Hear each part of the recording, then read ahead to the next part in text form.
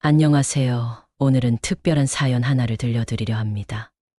이 이야기는 혈연으로 이어지지 않았지만 사랑으로 맺어진 모자의 진시한 기록입니다. 제 이름은 김미란입니다.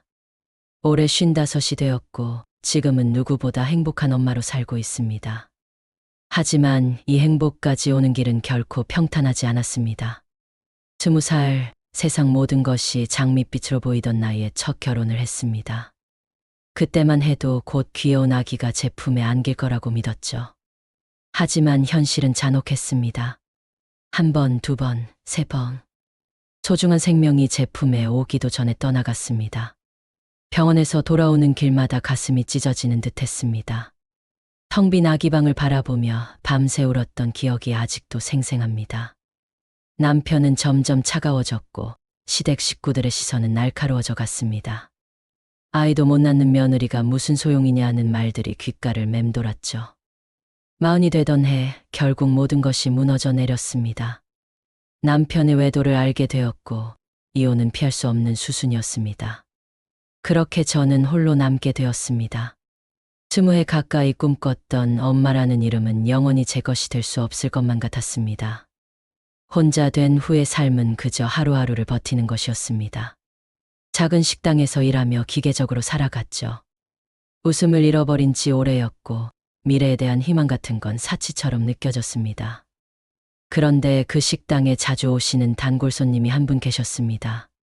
40대 중반쯤 되어 보이는 남성분이셨는데 항상 조용히 혼자 오셔서 정갈하게 식사를 하고 가셨어요. 특별한 대화를 나눈 적은 없었지만 항상 정중하게 인사를 해주셨죠. 오늘도 수고 많으세요. 음식이 참 맛있습니다. 감사합니다. 그분의 작은 배려들이 메마른 제 마음에 조금씩 스며들기 시작했습니다. 그렇게 몇 개월이 흘렀을 때 그분이 조심스럽게 말을 걸어오셨습니다. 혹시 시간 괜찮으시면 커피 한 잔 하실래요? 그렇게 시작된 인연이었습니다. 그분의 이름은 박정수, 저보다 3살 위였고 중학교 2학년 아들을 혼자 키우고 계셨습니다. 아내를 교통사고로 잃고 7년째 홀로 아이를 기르고 있다고 하셨어요. 처음 그 이야기를 들었을 때 제 마음이 크게 흔들렸습니다. 아이가 있다는 거, 그것이 두렵기보다는 오히려 희망처럼 다가왔습니다. 혹시, 정말 혹시나 하는 마음으로 제게도 엄마가 될 기회가 주어지는 건 아닐까 하는 생각이 들었거든요. 하지만 아직은 조심스러웠습니다. 상처받을까봐, 또 다시 실망할까봐 두려웠죠. 그래도 정수 씨와의 만남은 제 삶에 작은 변화를 가져다 주었습니다. 오랜만에 누군가와 진솔한 대화를 나누고 따뜻한 관심을 받는다는 것이 얼마나 소중한지 새삼 느꼈습니다. 아이가 저를 받아들일 수 있을까요? 어느 날 조심스럽게 물어보니 정수 씨는 잠시 망설이다가 솔직하게 대답하셨습니다. 글쎄요. 아직 마음의 문을 완전히 열지 못한 것 같아요. 엄마를 잃은 상처가 아직 아무는 중이라서. 그 말을 듣는 순간 제 마음속에서 무언가가 꿈틀거렸습니다. 상처받은 아이, 엄마가 그리운 아이. 혹시 저도 그 아이에게 조금이나마 위로가 될 수 있을까요? 그렇게 조심스럽고도 간절한 마음으로 저는 새로운 가족을 만날 준비를 시작했습니다. 정수 씨와 결혼을 결심한 후 가장 떨렸던 순간은 바로 아이와의 첫 만남이었습니다. 박준호, 당시 중학교 2학년이었던 그 아이를 처음 만난 날을 저는 평생 잊을 수 없을 것 같습니다. 준호야, 인사해라. 앞으로 우리 가족이 될 분이시다. 정수 씨의 소개를 받으며 살짝 고개를 숙여 인사를 건넸지만 아이의 반응은 차가웠습니다. 시선 한번 제대로 주지 않은 채 그냥 안녕하세요라는 말만 건성으로 던지고는 자기 방으로 들어가 버렸어요. 첫날 밤 저는 정성껏 저녁상을 차렸습니다. 아이가 좋아할 만한 반찬들을 골라서 만들고 김치찌개도 얼큰하게 끓였죠. 준호야, 밥 먹자. 아버지의 부름에 마지못해 나온 아이는 상 앞에 앉긴 했지만 숟가락을 들지 않았습니다. 그냥 멍하니 밥상을 바라볼 뿐이었어요. 입맛이 없나? 다른 거 해줄까? 제가 조심스럽게 물어봤지만 대답이 없었습니다. 결국 몇 숟가락 먹는 신용만 하고는 잘 먹었습니다라고 말한 뒤 다시 방으로 들어가 버렸어요. 그런 날들이 계속되었습니다. 아침에 잘 다녀와라고 인사해도 대답이 없고 학교에서 돌아와도 인사 없이 바로 방으로 들어가곤 했습니다. 마치 저를 투명인간 취급하는 것 같았어요. 처음에는 당황스럽고 서운했습니다. 하지만 곰곰 생각해보니 아이 입장에서는 당연한 반응일 수도 있겠다는 생각이 들었어요. 7년 전에 엄마를 잃고 아빠와 둘이서만 살아온 아이에게 갑자기 나타난 새엄마. 반가울 리가 없죠. 그래서 저는 전략을 바꿨습니다. 말로 다가가는 대신 행동으로 마음을 전하기로 한 거예요. 매일 아침 아이가 일어나기 전에 현관에 신발을 가지런히 놓아두었습니다. 학교 가방 안에는 작은 간식을 하나씩 넣어뒀고요. 처음엔 그 간식들이 그대로 돌아왔지만 그래도 계속했습니다. 늦은 밤 학원에서 돌아오는 아이를 마중 나갈 때면 따뜻한 음료를 준비해 갔어요. 차가운 겨울바람을 맞고 온 아이에게 따뜻한 핫팩과 함께 건넸죠. 아이는 받기는 받았지만 여전히 고마운 기색은 전혀 없었어요. 왜 이러세요? 어느 날 아이가 퉁명스럽게 물어봤습니다. 뭘? 자꾸 이런 거 하시는 거요. 저한테 잘해주시는 거요. 순간 뭐라고 대답해야 할지 몰랐습니다. 내가 내 아들이 되었으니까 라고 말하기엔 아직 그 관계를 인정하지 않는 아이였고, 사랑하니까 라고 하기엔 너무 성급한 것 같았어요.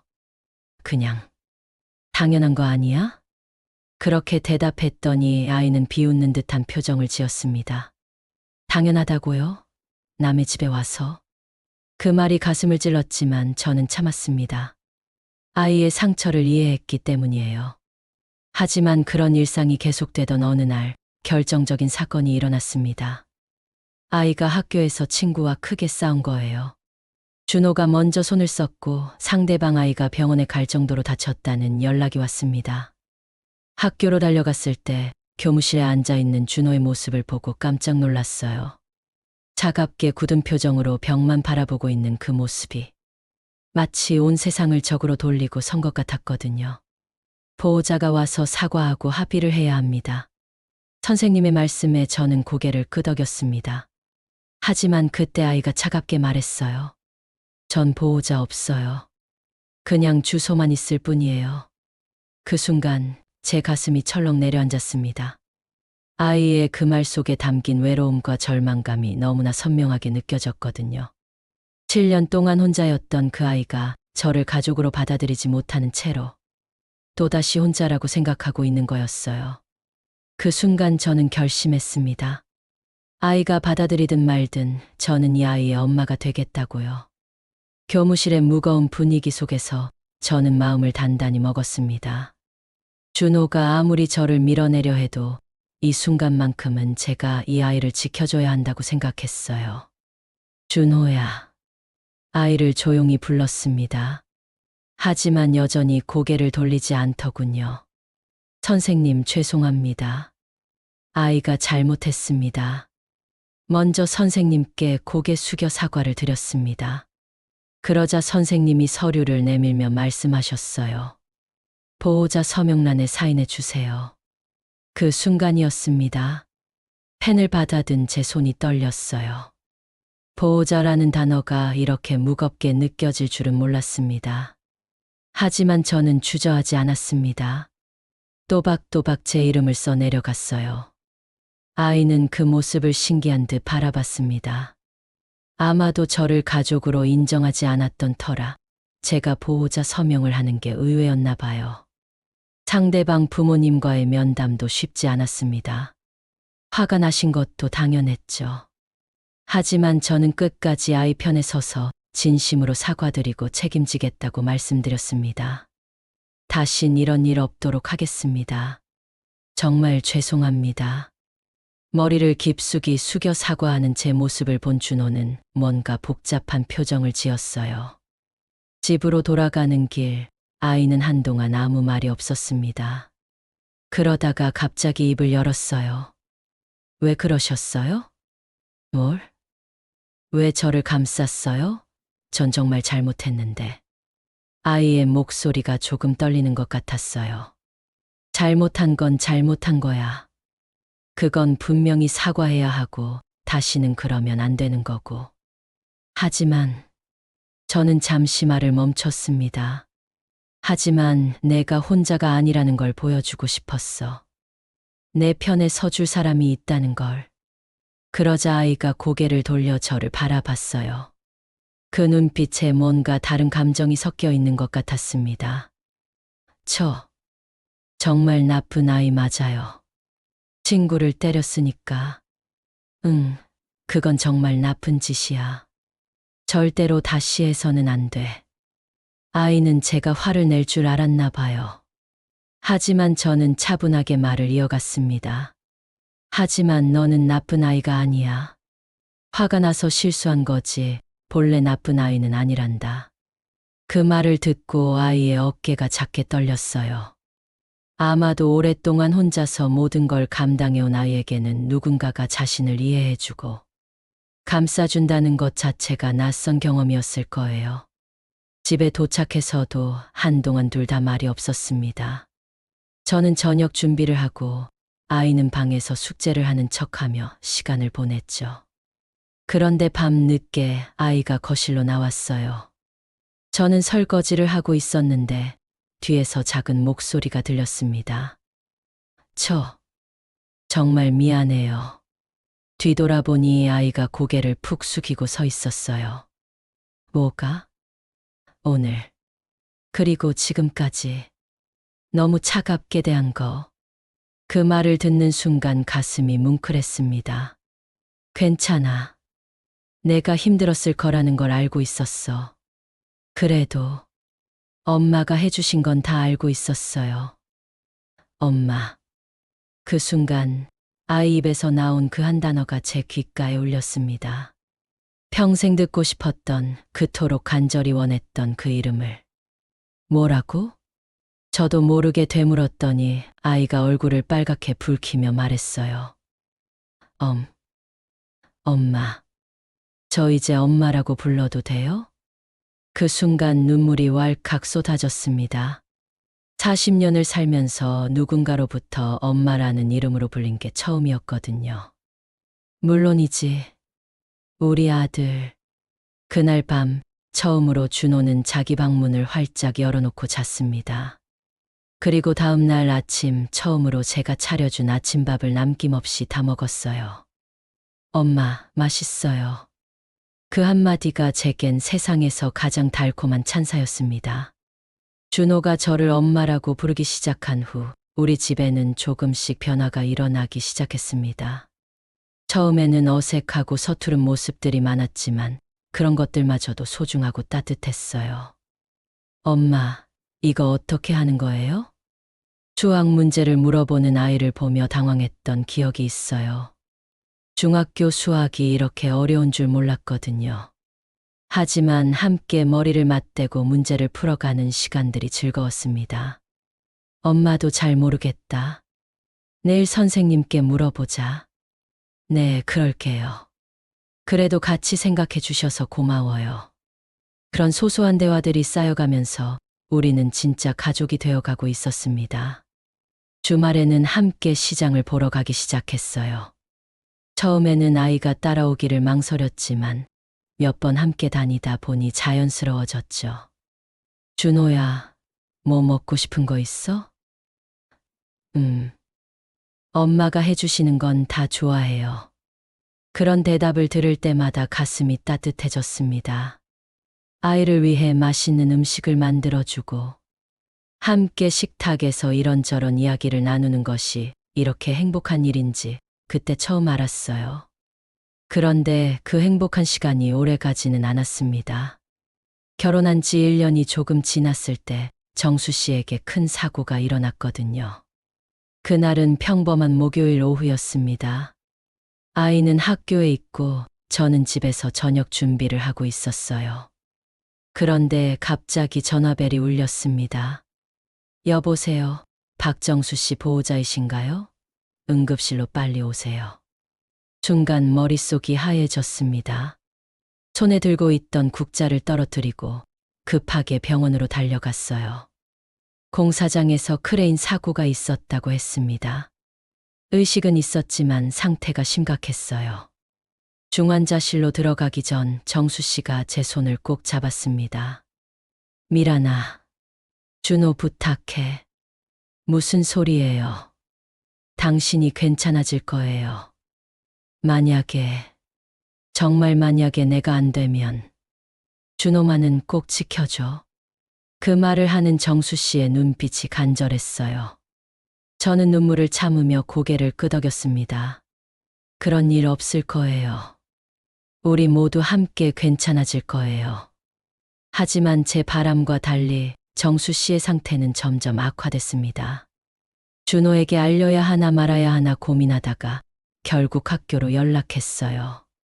병원에 온 준호는 아버지의 모습을 보고 큰 충격을 받았습니다.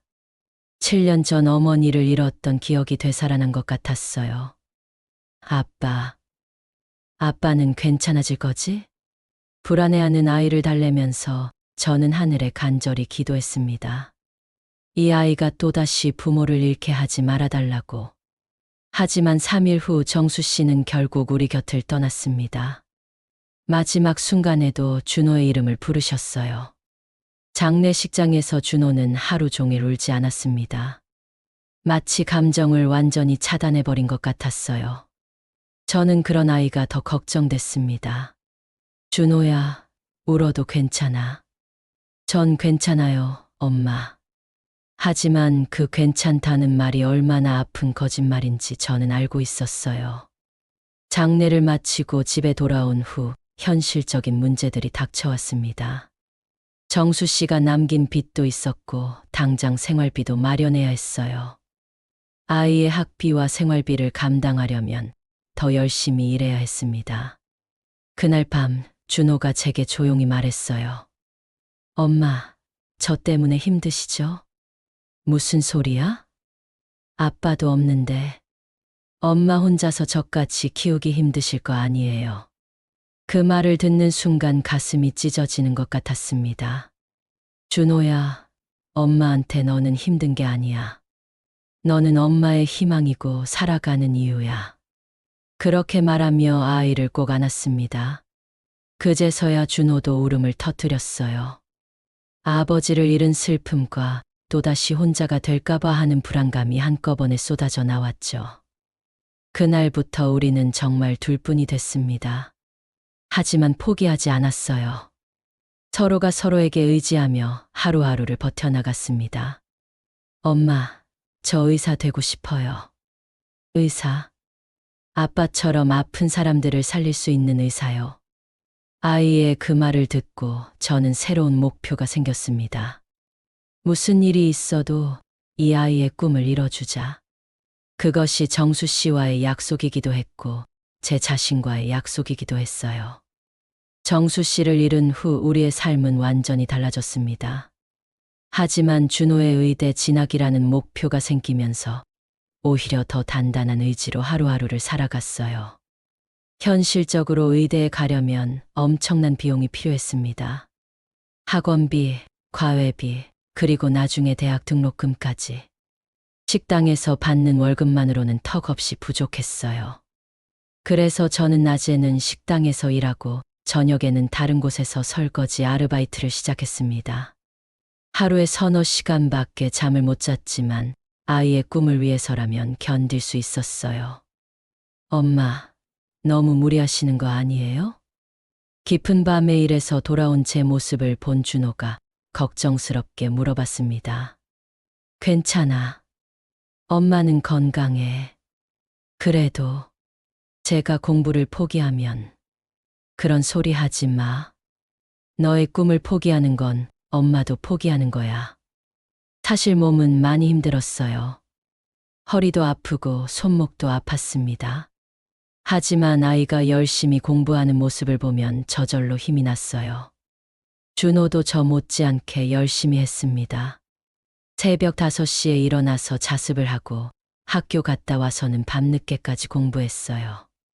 주말에도 도서관에서 하루 종일 보냈죠. 엄마, 저 과외 선생님이 필요할까요? 고등학교 2학년이 되던 해 아이가 조심스럽게 물어봤습니다. 주변 친구들은 다들 비싼 과외를 받고 있다는 얘기였어요. 그래, 받자.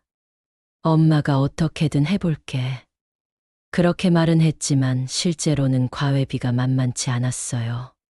그래서 저는 새벽 시간에 신문 배달까지 시작했습니다. 새벽 4시에 일어나서 동네 곳곳에 신문을 돌리고 그 다음엔 식당으로 가는 생활이었죠.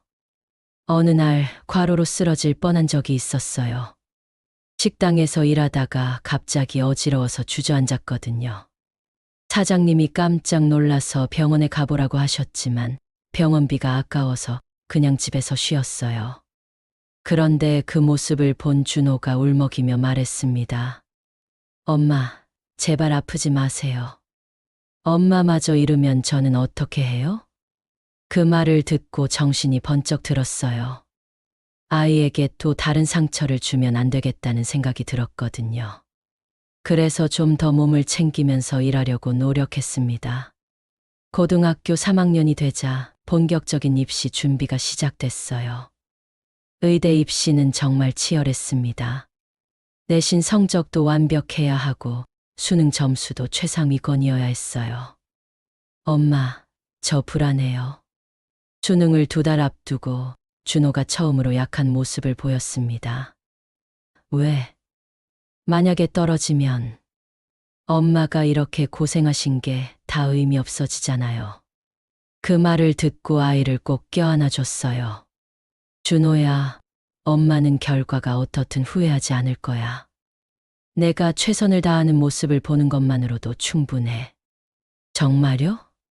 정말이야. 그러니까 부담 갖지 말고 지금까지 해온 대로만 하면 돼. 드디어 수능 당일이 왔습니다. 아이를 시험장까지 배웅하면서 제 마음도 떨렸어요. 하지만 준호에게는 밝은 모습만 보여주려고 노력했습니다. 파이팅, 우리 아들 최고야. 시험이 끝난 후 준호는 자신 있다고 했어요. 그래도 결과가 나올 때까지는 불안한 마음을 감출 수 없었죠. 그리고 드디어 합격 발표가 났습니다. 엄마, 됐어요. 의대 됐어요. 전화를 받는 순간 눈물이 왈칵 쏟아졌습니다. 그동안의 모든 고생이 보상받는 느낌이었어요. 정말, 정말이야? 네, 정말이에요. 엄마 덕분이에요. 그날 밤, 우리는 오랜만에 치킨을 시켜 먹으며 축하했습니다. 평소 같으면 사치라고 생각했을 텐데, 그날만큼은 마음껏 기뻐해도 될 것 같았어요. 엄마, 제가 의사가 되면 엄마 편하게 해드릴게요. 너 때문에 힘든 게 아니라고 했잖아. 엄마는 이미 충분히 행복해. 하지만 마음 한편으로는 걱정도 됐어요. 의대 등록금과 생활비. 아직 해결해야 할 문제들이 많았거든요. 하지만 그날만큼은 그런 걱정들을 뒤로 하고 순수하게 기뻤습니다. 우리 아들이 꿈에 한 걸음 더 다가간 거니까요. 준호가 의대에 입학한 후에도 경제적인 어려움은 계속됐습니다. 등록금은 물론이고 의학 서적비, 생활비까지. 들어가는 돈이 만만치 않았어요. 그래도 아이가 열심히 공부하는 모습을 보면서 보람을 느꼈습니다. 의대 공부는 정말 어려웠지만 준호는 포기하지 않았어요. 엄마, 해부하기 정말 어려워요. 그래도 내가 하고 싶어 했던 공부잖아. 맞아요. 힘들어도 재밌어요. 그런 대화를 나누며 서로를 격려했습니다. 의대 3학년이 되던 해 준호가 처음으로 여자친구를 사귀게 됐어요. 이름은 한서연, 같은 과 후배였다고 했습니다. 엄마, 소개해드리고 싶은 사람이 있어요. 어느 날 준호가 조심스럽게 말을 꺼냈어요. 여자친구? 네. 괜찮을까요?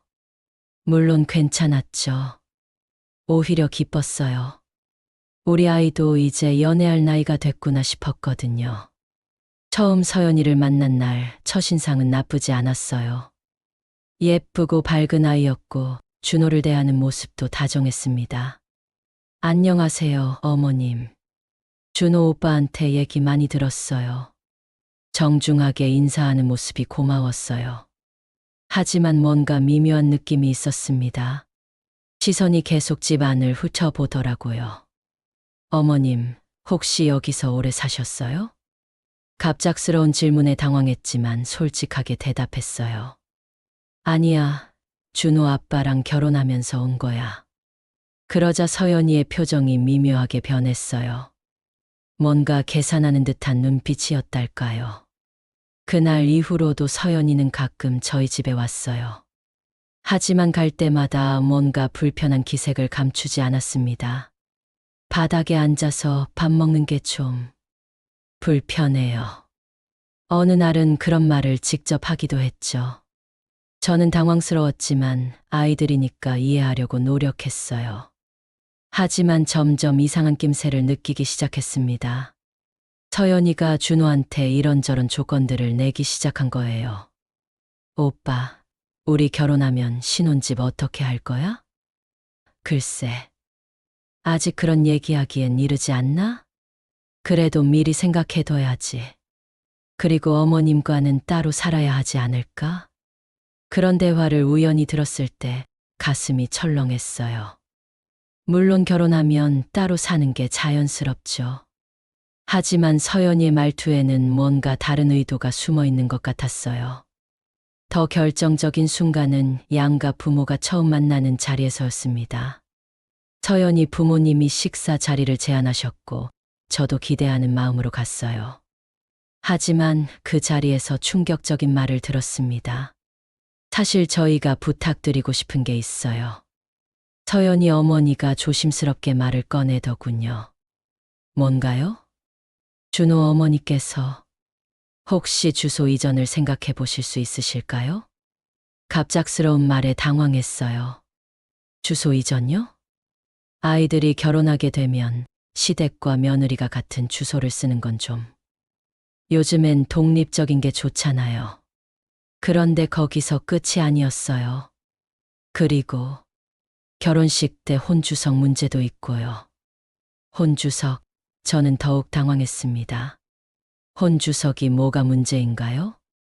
실례지만 친어머니가 아니시잖아요. 혼주석에 앉으시면 여러 사람들이 이상하게 생각할 수도 있어서. 그 순간 머릿속이 하얘졌습니다. 수십 년 동안 아이를 키워온 저를 한순간에 계모라는 이름으로 배제하려는 거였어요. 저는 말을 하려는데 목이 막혔어요. 준호가 급하게 나섰습니다. 잠깐만요. 제 어머니는 한 분뿐입니다. 혈연이 어쨌든 저를 키워주신 분은 이분이에요. 하지만 서연이 아버지가 단호하게 말했어요. 그래도 형식이라는 게 있지 않습니까? 혈연 관계가 아닌데 혼주 자리에 앉는다는 게. 저는 조용히 말했습니다. 저는 혼주 자리를 요구하지 않습니다. 하지만 배제도 요구하지 않습니다. 제 아들이 원하는 자리에 있겠습니다. 그 말을 듣고 서연이 어머니가 비웃듯 웃었어요. 혈연도 아닌데 무슨 권리가 있다고. 계모가 어머니 행세하는 건 우스운 일이죠. 그 말이 가슴을 깊게 찔렀지만 저는 참았습니다. 하지만 준호는 참지 못했어요. 지금 뭐라고 하신 거예요? 제 어머니를 모독하시는 거예요? 분위기가 험악해지기 시작했습니다. 그날의 만남은 결국 좋지 않게 끝났습니다. 서연이 부모님은 계속해서 저를 진짜 어머니로 인정하지 않으려 했고, 준호는 그런 태도에 점점 화를 냈어요. 집에 돌아오는 길, 준호는 한동안 말이 없었습니다. 저도 마음이 복잡했어요. 아이의 행복을 위해서라면 제가 한 발 물러서야 하는 건 아닐까 하는 생각도 들었거든요. 엄마, 죄송해요. 갑자기 준호가 말했어요. 뭐가? 서연이 부모님이 그렇게 말해서. 엄마 기분 상하셨죠? 저는 괜찮다고 말하려 했지만 실제로는 많이 상처받았어요. 하지만 아이 앞에서 그런 모습을 보일 수는 없었죠. 괜찮아. 그분들도 자기 딸을 생각해서 그러는 거겠지. 그래도 너무했어요. 엄마가 얼마나 저를 위해 희생하셨는데. 그런 준호의 마음이 고마웠지만 한편으로는 걱정도 됐어요. 이 일로 서연이와의 관계가 틀어질까 봐서요. 하지만 문제는 거기서 끝나지 않았습니다. 며칠 후 서연이가 혼자 집에 찾아왔어요. 어머님, 얘기할 게 있어서 왔어요. 뭔가 심각한 표정이었어요. 그래, 앉아라. 사실은 저희 부모님이 준호 오빠에 대해 뒷조사를 하셨어요. 뒷조사? 갑작스러운 말에 당황했습니다. 무슨 뒷조사? 가족관계, 재산 그런 것들요. 그리고 이걸 보여드리라고 하셨어요. 서연이가 핸드폰을 꺼내서 사진 하나를 보여줬어요. 그것은 정수 씨 장례식 때 찍힌 사진이었어요. 제가 준호와 함께 있는 모습이었죠. 이게 뭔데? 어머님과 준호 오빠가 혈연 관계가 아니라는 증거래요. 그리고 서연이가 말을 멈췄어요. 그리고 뭐? 저희 부모님이 어머님께서 만약 준호 오빠와의 관계를 정리해 주시면 결혼을 허락하겠다고 하셨어요. 관계를 정리한다. 그게 무슨 뜻인지 알 것 같아서 가슴이 철렁했어요. 무슨 뜻이니? 호적에서 가족 관계를 정리하고 앞으로 연락도 끊고. 그 말을 듣는 순간 온몸에 힘이 빠졌어요. 이게 바로 거래였구나 싶었거든요. 제 아들을 포기하면 결혼을 허락해 주겠다는. 서연아. 네. 너는 어떻게 생각하니? 이 조건에 대해서. 서연이는 잠시 망설이더니 대답했어요. 저는 준호 오빠를 사랑하지만 부모님 말씀도 무시할 수 없어요. 어머님께서 이해해 주시면. 그 순간 모든 게 명확해졌어요. 이 아이도 결국은 부모의 편이었구나. 서연아, 나가줄래? 혼자 생각할 시간이 필요해. 어머님, 제발. 서연이가 나간 후 저는 한동안 멍하니 앉아 있었어요. 정말 제가 물러서야 하는 걸까? 아이의 행복을 위해서? 그날 밤 준호가 집에 돌아왔을 때 서연이로부터 모든 얘기를 들었다고 했어요. 엄마, 저는 서연이와 헤어질 거예요. 예상치 못한 말이었어요. 왜? 서연이를 사랑한다고 했잖아. 사랑하지만 엄마를 거래 조건으로 내놓는 사랑은 진짜 사랑이 아니에요. 그 말을 듣고 눈물이 핑 돌았어요. 준호야, 엄마 때문에 내 인생이 복잡해지는 것 같아서. 엄마, 제 인생에서 가장 중요한 건 엄마예요. 엄마 없는 행복은 의미가 없어요. 결국 준호는 서연이와 헤어졌습니다. 그리고 얼마 후 서연이 부모님으로부터 연락이 왔어요. 한 번 더 만나자고 했죠. 이번에는 더 공식적인 자리였어요. 준호도 함께 갔고 양쪽 다 단호한 입장이었습니다. 마지막으로 묻겠습니다. 정말 관계를 정리할 생각이 없으신가요? 서연이 아버지가 물어봤어요. 저는 차분하게 대답했습니다. 저는 지난 15년 동안 이 아이의 엄마였습니다. 밥을 챙겨주고 아플 때 간병하고 꿈을 응원해준 것이 저입니다. 그런데 이제 와서 그 관계를 거래 조건으로 포기하라고 하시는 건가요? 하지만 혈연이 아니지 않습니까? 혈연보다 더 진한 게 있습니다. 바로 함께한 시간이요. 그때 준호가 일어서서 단호하게 말했어요. 저는 어머니와의 인연을 절대 끊지 않을 겁니다. 그것이 결혼 조건이라면 이 결혼은 할 수 없습니다. 결국 그 자리도 결렬됐고 서연이와의 인연은 완전히 끝났습니다. 돌아오는 길에 준호가 말했어요. 엄마, 저 후회 안 해요. 오히려 속이 시원해요. 그날 밤 우리는 오랜만에 함께 늦은 저녁을 먹으며 이야기를 나눴어요. 아들의 얼굴에는 오랜만에 진짜 웃음이 떠올라 있었습니다. 서연이와 헤어진 후 준호는 한동안 연애에 대해서는 관심을 보이지 않았어요. 의대 공부와 병원 실습에만 집중했죠. 저는 그런 아이가 조금 걱정되기도 했어요. 준호야, 좋은 사람 있으면 만나봐도 괜찮아. 엄마, 지금은 공부에만 집중하고 싶어요. 그렇게 2년 정도의 시간이 흘렀습니다. 준호는 어느새 인턴이 되었고 바쁘지만 충실한 병원 생활을 하고 있었어요. 그러던 어느 날 준호가 집에 와서 말했어요. 엄마, 소개해드리고 싶은 분이 있어요. 오랜만에 듣는 말이었어요. 여자친구? 아직은. 좋아하는 사람이에요. 간호사분인데 정말 좋은 분이거든요. 이번에는 어떤 사람일지 궁금하면서도 조금은 긴장이 됐어요. 서연이 일이 있었던 터라 혹시 또 이름이 뭔데? 이수진이라고 해요. 저보다 1살 어려워요. 그렇게 수진이를 처음 만난 날을 저는 잊을 수 없어요. 서연이와는 확연히 다른 느낌이었거든요. 안녕하세요, 어머님. 준호 선생님한테 정말 많은 얘기를 들었어요. 첫인상부터 따뜻했어요. 눈빛이 순수하고 진실해 보였죠. 그래, 많이 와서 밥 먹어라. 감사해요. 준호 선생님이 어머님 요리를 자랑 많이 하셨거든요. 그리고는 자연스럽게 신발을 벗고 바닥에 앉아서 밥을 먹었어요. 전혀 불편해하지 않았죠. 어머님, 이 김치 정말 맛있어요. 어떻게 담그시는 거예요? 진심으로 궁금해하는 모습이었어요. 그래서 저도 자연스럽게 김치 담그는 법을 알려줬죠. 수진이는 그날 이후로도 자주 집에 왔어요. 그런데 올 때마다 뭔가 작은 선물을 가져왔어요. 비싼 것들이 아니라 과일이나 떡 같은 소소한 것들이었지만 마음이 느껴졌어요. 어머님, 이거 병원 앞에서 파는 건데 맛있다고 해서 사왔어요. 고마워라. 안 그래도 되는데. 어머님이 맛있는 걸 많이 해주시니까 저도 가끔은. 그런 수진이의 마음씨가 참 고마웠어요. 더 중요한 건 수진이가 준호와 제 관계를 자연스럽게 받아들인다는 것이었어요. 한 번은 이런 얘기를 했거든요. 어머님과 준호 선생님 보면 정말 친모자 같아요. 친모자가 아닌데? 혈연이 중요한 게 아니잖아요. 사랑으로 키우신 거면 더 대단한 거죠.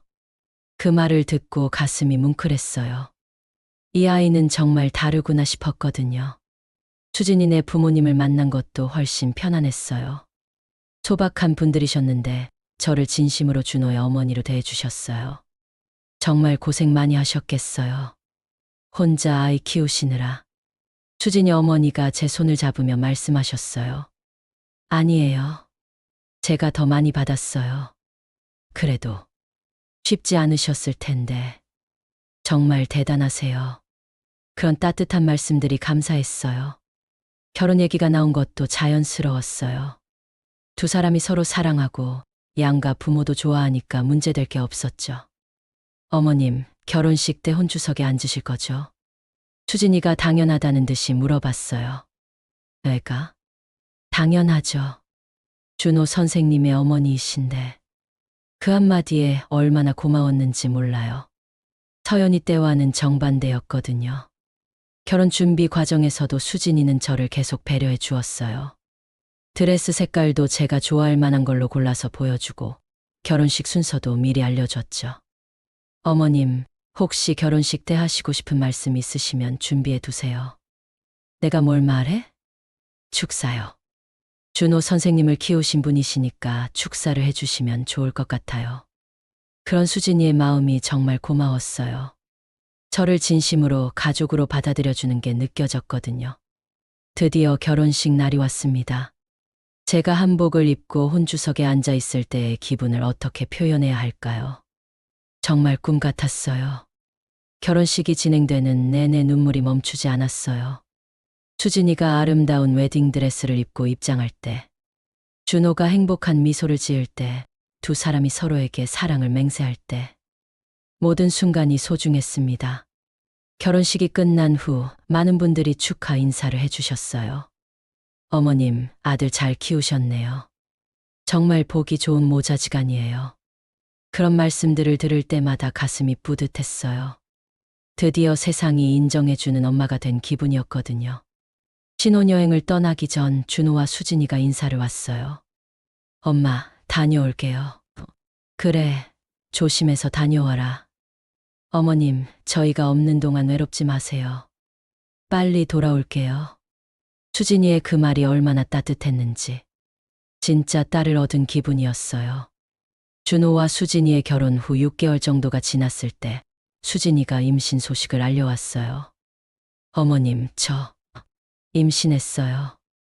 그 말을 듣는 순간 세상을 다 얻은 것 같았어요. 드디어 할머니가 되는 거구나. 정말이야? 네, 병원에서 확인했어요. 그날부터 저희 새로운 역할이 시작됐어요. 예비 할머니 말이에요. 임신 기간 내내 수진이를 정성껏 돌봤어요. 몸에 좋은 음식 만들어주고 병원 검진 따라가고 마치 제 친딸을 돌보는 것 같았어요. 어머님, 너무 신경 써주시는 거 아니에요? 뭘 이것도 못해주고 뭐해. 우리 손주 건강해야지. 손주라는 말이 입에서 나올 때마다 절로 미소가 지어졌어요. 드디어 출산날이 왔습니다. 분만실 앞에서 기다리는 시간이 이렇게 길게 느껴질 줄 몰랐어요. 준호도 저 못지않게 초조해했죠. 엄마, 괜찮겠죠? 당연하지. 우리 수진이 씩씩한 애인데.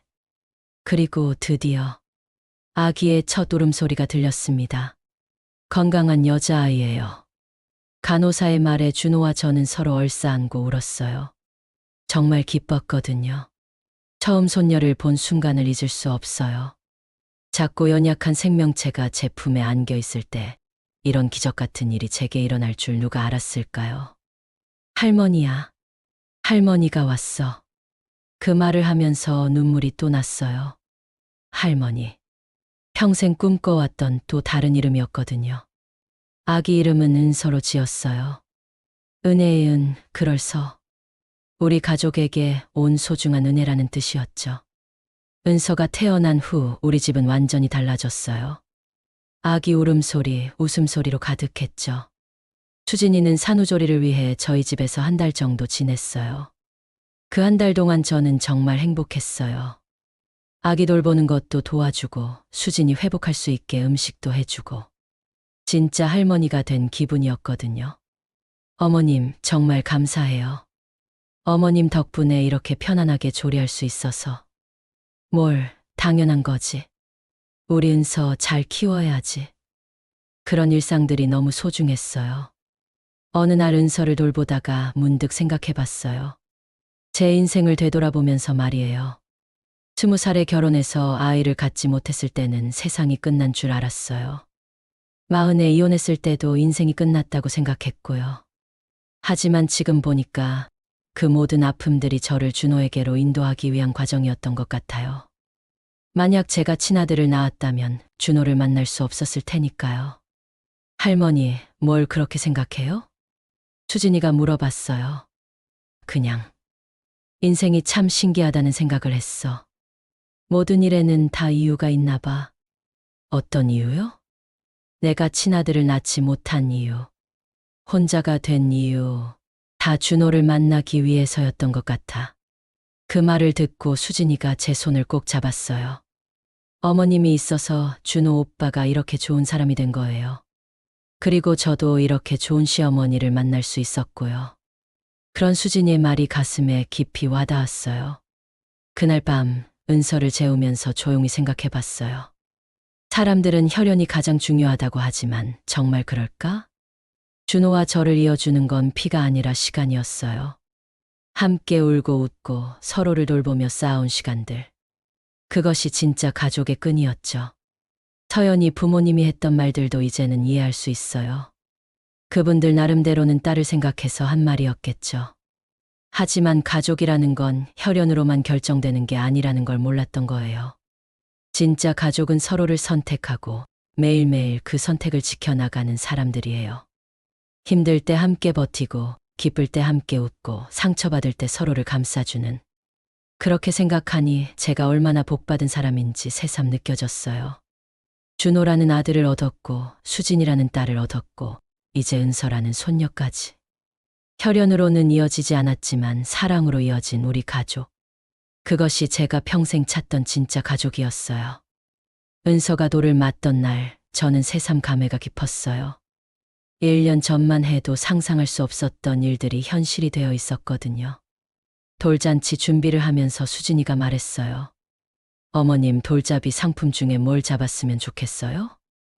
글쎄, 건강하기만 하면 뭐든 좋지. 저는 청진기 잡았으면 좋겠어요. 아빠, 할아버지 뒤를 이어서. 할아버지, 정수 씨를 말하는 거겠죠. 비록 은서가 할아버지를 직접 만나지는 못했지만 준호를 통해 그 이야기들을 전해 듣고 있었어요. 돌잔치 당일 많은 분들이 오셨어요. 병원 동료들, 수진이네 가족, 그리고 저희를 아껴주시는 이웃분들까지. 정말 복받은 아이네요. 할머니, 할아버지 사랑을 이렇게 받고. 어떤 분이 그렇게 말씀해 주셨어요. 할아버지라는 건 정수 씨를 말하는 거겠죠. 비록 돌아가셨지만 은서에게는 할아버지였으니까요. 은서는 정말로 청진기를 잡았어요. 모두들 박수를 치며 좋아했죠. 역시 의사 집안이네. 3대째 의사가 나오겠어. 그런 말들을 들으며 가슴이 뿌듯했어요. 우리 가족의 이야기가 계속 이어져가는 것 같아서요. 그날 밤 손님들이 다 가신 후에 준호가 저에게 말했어요. 엄마, 오늘 정말 행복했어요. 나도 그래. 우리 은서 돌잔치를 이렇게 성대하게 할 수 있다니. 엄마가 계셔서 가능한 일이었어요. 엄마가 없었다면 이 모든 게 불가능했을 거예요. 그런 준호의 말을 듣고 또 눈물이 났어요. 기쁨의 눈물이었죠. 최근에는 가끔 사람들이 물어봐요. 혈연도 아닌 아이를 어떻게 그렇게 지킬 수 있었느냐고. 그럴 때마다 저는 이렇게 답해요. 오히려 혈연이 아니었기 때문에 더 간절했어요. 매일매일 선택해야 했거든요. 이 아이를 내 아들로 받아들일 것인가, 포기할 것인가를. 그리고 저는 매일 같은 선택을 했어요. 이 아이는 내 아들이다. 실제로 그랬어요. 혈연으로 이어진 부모 자식은 당연하다고 생각할 수 있지만 저희는 달랐어요. 매 순간이 선택이었고 그 선택들이 쌓여서 지금의 가족이 된 거죠. 지난 15년을 돌아보면서 저는 4가지 원칙을 세웠어요. 첫째, 사랑은 허용하되 무례는 경계한다. 아이가 저를 밀어내려 해도 사랑으로 받아줬지만 예의는 지키게 했어요. 둘째, 형식보다 기록을 남긴다. 가족관계 증명서 같은 서류는 없어도 함께한 시간의 기록들을 꼼꼼히 남겨뒀어요. 병원 보호자 서명, 학교 행사 참여, 생일 사진들. 그런 것들이 우리 가족의 증거였거든요. 셋째, 대화는 공개적으로 하고 감정은 조절한다. 서연이 부모님과의 갈등도 숨기지 않고 공개적으로 대화했어요. 그리고 아무리 화가 나도 감정에 휩쓸리지 않으려고 노력했죠. 넷째, 가족은 혈연이 아니라 매일의 선택으로 증명된다. 가장 중요한 원칙이었어요. 매일매일 서로를 가족으로 선택하는 것, 그것이 진짜 가족의 의미라고 생각해요. 이런 원칙들이 저를 버티게 했고 준호를 지켜주었어요. 오늘도 저는 준호, 수진이, 은서와 함께 저녁 식탁에 앉습니다. 3살이 된 은서가 할머니라고 부르며 제게 달려올 때 여전히 가슴이 뭉클해요. 할머니, 이거 맛있어. 그래, 할머니가 우리 은서 위해서 만든 거야. 고마워, 할머니. 그런 은서를 보며 준호가 말해요. 엄마, 은서가 엄마를 정말 좋아해요. 나도 우리 은서 정말 사랑해. 그럴 때마다 생각해요. 가족이라는 건 정말 신기한 인연이라고. 혈연으로 시작되지 않았지만 사랑으로 이어진 우리 가족. 그리고 그 사랑이 은서에게까지 이어져 가고 있어요. 사람들은 종종 말합니다. 부모가 자식에게 줄 수 있는 가장 큰 유산이 뭐냐고. 어떤 사람은 돈이라고 하고 어떤 사람은 집이라고 해요. 하지만 저는 다르게 생각해요. 부모가 자식에게 줄 수 있는 가장 큰 유산은 바로 함께한 시간이에요. 사랑으로 함께한 그 소중한 시간들이야말로 진짜 유산이라고 생각합니다. 오늘 이 이야기를 듣고 계신 여러분도 혹시 가족에게 소홀했다면 오늘 당장 전화 한 통 해보세요. 사랑한다는 말 한마디, 고맙다는 인사 하나가 얼마나 큰 의미인지 아실 거예요. 가족은 멀리 있지 않습니다. 바로 우리 곁에 매일 함께하는 그 사람들이에요. 그들과 함께하는 순간순간이 바로 인생에서 가장 소중한 보물입니다. 저는 그렇게 제 아들 준호를 지켜냈고 오늘도 우리 가족과 함께 같은 식탁에서 웃고 있습니다. 여러분의 가족 이야기는 어떤가요? 오늘부터라도 그 소중한 시간들을 더 많이 만들어 보시길 바랍니다.